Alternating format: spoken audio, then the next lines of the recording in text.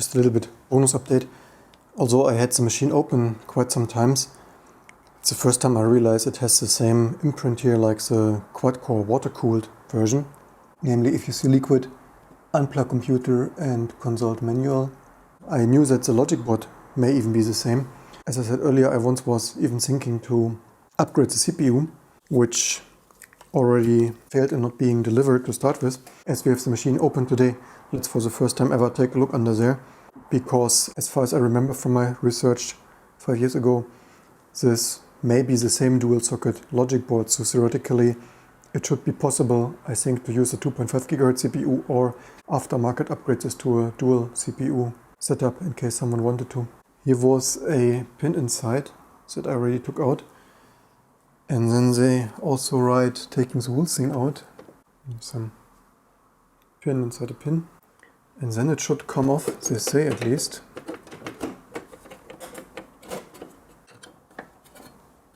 Of course, the second time it's always easier when you know how it is snapped in there.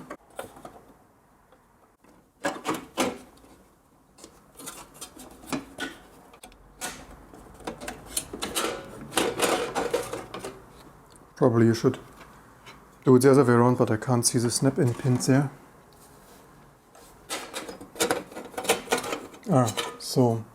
So you need, it's snapped in like this, so you need to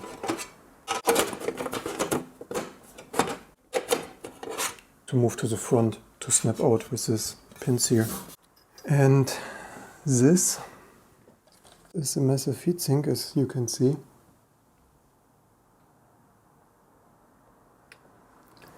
And okay, so it looks like the socket is not soldered there, although there are mounting screws for a potentially second CPU module, but no second CPU connector socket things are soldered.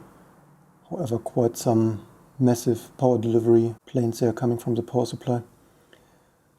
So much for this look inside. I hope you learned something. Don't forget to share, like and subscribe. And I hope to see you soon for the next test video to install T200. Turns out after removing the fan assembly here, there are additional power lines apparently for a second CPU. You see they are connected there. And here they are on some placeholder plastic.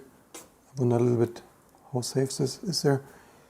But yeah, it looks like mounting wise as well as power wise that would fit. But I really think this second connector there is not soldered, unless the other side looks the same, but I don't think so.